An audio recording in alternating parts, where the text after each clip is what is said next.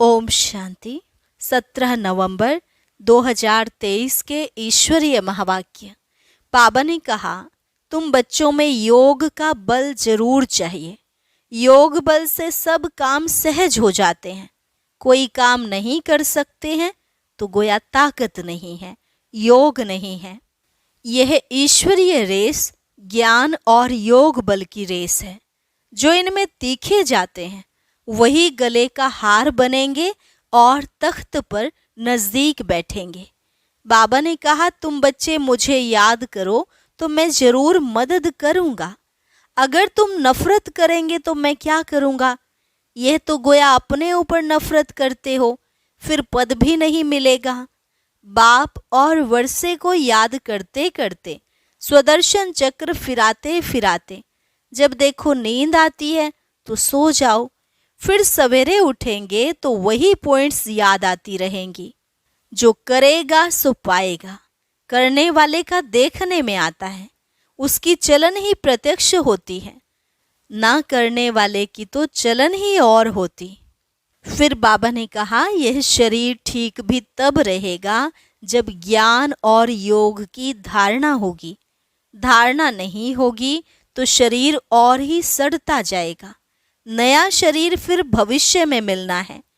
अब तुम सबकी सगाई शिव बाबा से हुई है तो इस शरीर को नहीं श्रृंगारना है। यह तो वर्थ नॉट ए पेनी है।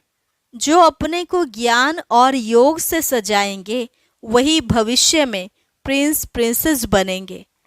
और लास्ट में बाबा ने कहा, तुम्हें बड़ा मीठा, सर्विसेबल और निरहंकारी बनना है। जरा भी देह अभिमान न हो। बाबा से और बाबा के धन से बहुत लव चाहिए, अर्थात ज्ञान रत्न जरूर धारण करो। नहीं समझते हो तो तुम्हारी भावी। और अब सुनते हैं महावाक्यों को विस्तार से। मुरली का सार। मीठे बच्चे, बाप के गले का हार बनने के लिए ज्ञान योग की रेस करो। तुम्हारा फर्ज है सारी दुनिया को बाप का परिचय देना। प्रश्न, किस मस्ती में सदा रहो तो बीमारी भी ठीक होती जाएगी? उत्तर, ज्ञान और योग की मस्ती में रहो। इस पुराने शरीर का चिंतन नहीं करो। जितना शरीर में बुद्धि जाएगी, लोभ रखेंगे, उतना और ही बीमारियां आती जाएंगी।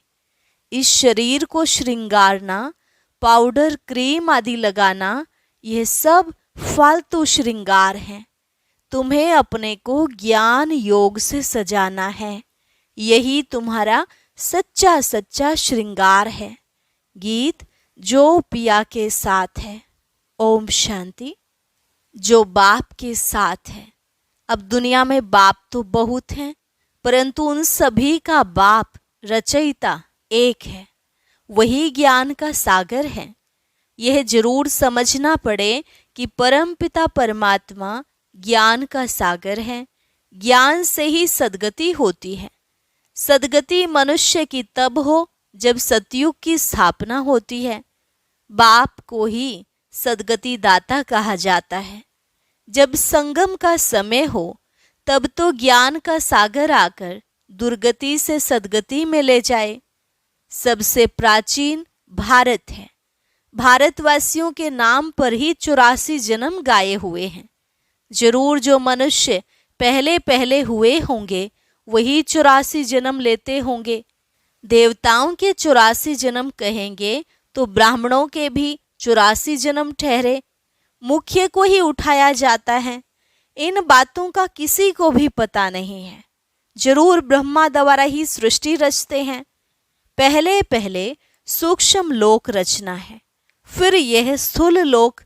यह बच्चे जानते हैं सूक्ष्म लोक कहाँ है, मूल लोक कहाँ है।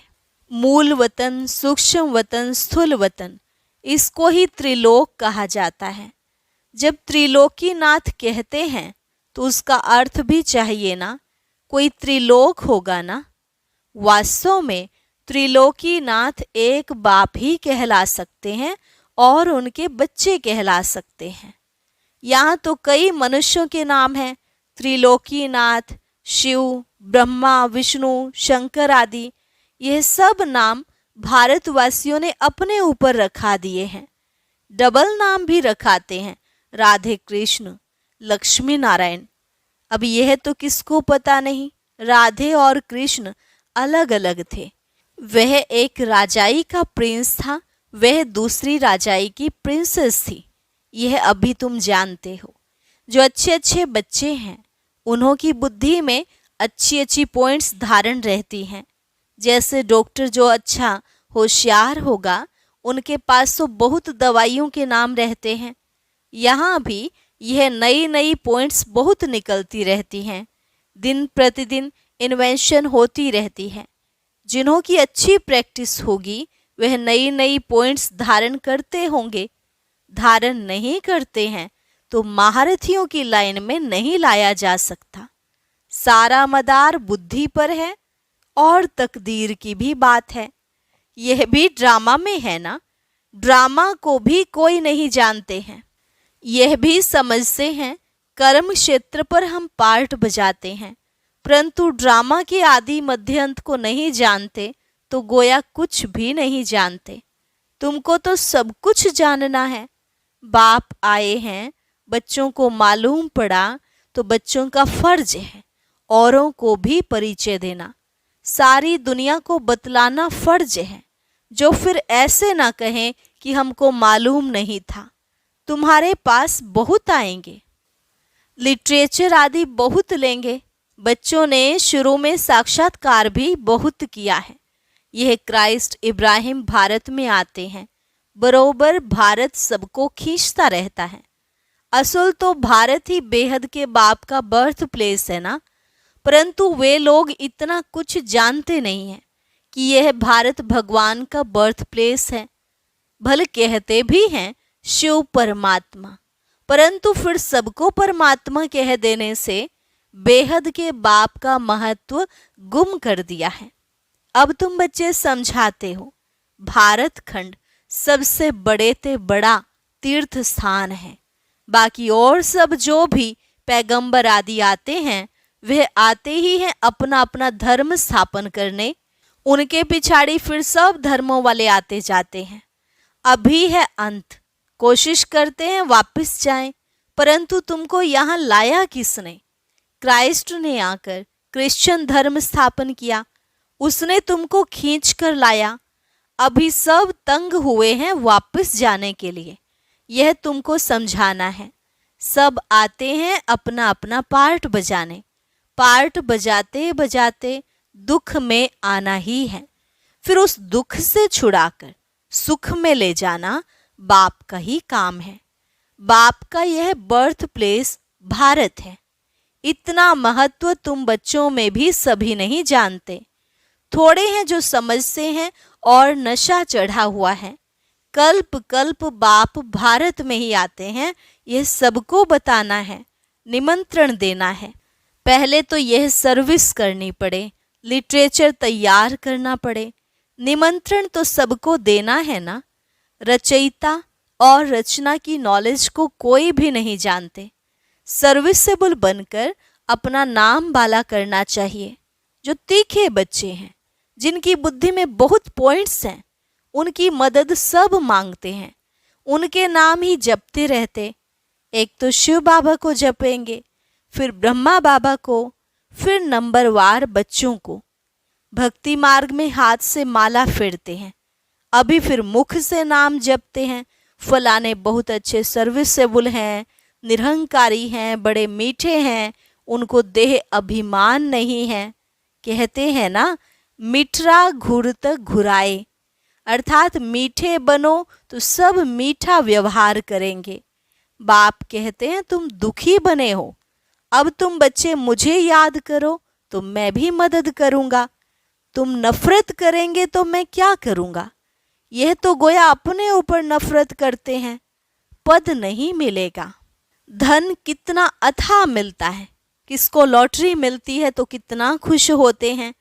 उनमें भी कितने इनाम होते हैं। फर्स्ट प्राइज, फिर सेकंड प्राइज, थर्ड प्राइज होती है। हूबहू यह भी ईश्वरीय रेस है, ज्ञान और योग बल की रेस है। जो इनमें तीखे जाते हैं वही गले का हार बनेंगे और तख्त पर नजदीक बैठेंगे। समझाया तो बहुत जाता है, अपने घर को भी संभालो क्योंकि तुम कर्म योगी हो। क्लास में 1 घंटा पढ़ना है, फिर घर में जाकर उस पर विचार करना है। स्कूल में भी ऐसे करते हैं ना, पढ़कर फिर घर में जाकर होमवर्क करते हैं। बाप कहते हैं 1 घड़ी, आधी घड़ी, दिन में 8 घड़ियां होती हैं, उनमें भी बाप कहते 1 घड़ी, अच्छा आधी घड़ी, 15-20 मिनट भी क्लास अटेंड कर, धारणा कर, फिर अपने धंधे धोरी में जाकर लगो। आगे बाबा तुमको बिठाते भी थे कि याद में बैठो, स्वदर्शन चक्र फिराओ। याद का नाम तो था ना। बाप और वर्षे को याद करते करते, स्वदर्शन चक्र फिराते फिराते जब देखो नींद आती है तो सो जाओ, फिर अंतमति सुगति हो जाएगी। फिर सवेरे उठेंगे तो वही पॉइंट्स याद आती रहेंगी। ऐसे अभ्यास करते करते तुम नींद को जीतने वाले बन जाएंगे। जो करेगा वो पाएगा। करने वाले का देखने में आता है, उसकी चलन ही प्रत्यक्ष होती है ना करने वाले की चलन ही और होती। देखा जाता है यह बच्चे विचार सागर मंथन करते हैं, धारणा करते हैं, कोई लोभ आदि तो नहीं है। यह तो पुराना शरीर है। यह शरीर ठीक भी तब रहेगा जब ज्ञान और योग की धारणा होगी। धारणा नहीं होगी तो शरीर और ही सड़ता जाएगा। नया शरीर फिर भविष्य में मिलना है, आत्मा को प्योर बनाना है। यह तो पुराना शरीर है, इनको कितना भी पाउडर लिपस्टिक आदि लगाओ, श्रृंगार करो तो भी वर्थ नॉट ए पेनी है। यह श्रृंगार सब फालतू हैं। अब तुम सबकी सगाई शिव बाबा से हुई है। जब शादी होती है तो उस दिन पुराने कपड़े पहनते हैं। अब इस शरीर को श्रृंगारना नहीं है। ज्ञान और योग से अपने को सजाएंगे तो फिर भविष्य में प्रिंस प्रिंसेस बनेंगे। यह है ज्ञान मान सरोवर। इसमें ज्ञान की डुबकी मारते रहो तो स्वर्ग की परी बनेंगे। प्रजा को तो परी नहीं कहेंगे। कहते भी हैं कृष्ण ने भगाया फिर महारानी पटरानी बनाया। ऐसे तो नहीं कहेंगे कि भगाकर फिर प्रजा में चंडाल आदि बनाया। भगाया ही महाराजा महारानी बनाने के लिए। तुमको भी यह पुरुषार्थ करना चाहिए। ऐसे नहीं जो पद मिले सो ठीक। यहाँ मुख्य है पढ़ाई। यह पाठशाला है ना। गीता पाठशाला बहुत खोलते हैं। वह बैठ सिर्फ गीता सुनाते हैं, कंठ कराते हैं। कोई एक श्लोक उठाकर फिर आधा पौना घंटा उस पर बोलते हैं। इससे फायदा तो कुछ भी नहीं। यहाँ तो बाप बैठ पढ़ाते हैं। एम ऑब्जेक्ट क्लियर है। और कोई भी वेद शास्त्र जप तप आदि करने में कोई एम ऑब्जेक्ट नहीं है। बस पुरुषार्थ करते रहो। परंतु मिलेगा क्या? जब बहुत भक्ति करते हैं तब भगवान मिलते हैं। सो भी रात के बाद दिन जरूर आना है। समय पर होगा ना। कल्प की आयु कोई क्या बतलाते, कोई क्या बतलाते हैं। समझाओ तो कहते हैं शास्त्र कैसे झूठे होंगे, भगवान थोड़े ही झूठ बोल सकता। समझाने की सिर्फ ताकत चाहिए। तुम बच्चों में योग का बल चाहिए। योग बल से सब काम सहज हो जाते हैं। कोई काम नहीं कर सकते हैं तो गोया ताकत नहीं है, योग नहीं है। कहाँ कहाँ बाबा भी मदद करते हैं। ड्रामा में जो नोंद है वह रिपीट होता है। यह भी हम समझते हैं और कोई ड्रामा को समझते ही नहीं। सेकंड बाय सेकंड जो पास होता जाता, टिक टिक होता जाता है। हम श्रीमत पर एक्ट में आते हैं। श्रीमत पर नहीं चलेंगे तो श्रेष्ठ कैसे बनेंगे? सब एक जैसे बन नहीं सकते। यह लोग समझते हैं हम एक हो जाएं। एक का अर्थ नहीं समझते। एक क्या हो जाए? क्या एक फादर हो जाना चाहिए या एक ब्रदर हो जाना चाहिए? ब्रदर कहें तो भी ठीक है। श्रीमत पर बरोबर हम एक हो सकते हैं। तुम सब एक मत पर चलते हो। तुम्हारा बाप, टीचर, गुरु एक ही है।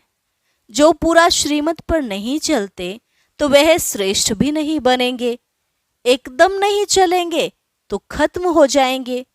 रेस में उनको ही निकालते हैं जो लायक होते हैं। जब कोई बड़ी रेस होती है तो घोड़े भी अच्छे फर्स्ट क्लास निकालते हैं, क्योंकि लॉटरी बड़ी रखते हैं। यह भी अश्व रेस है। हुसैन का घोड़ा कहते हो ना, उन्होंने हुसैन के घोड़े पर लड़ाई में दिखाया है।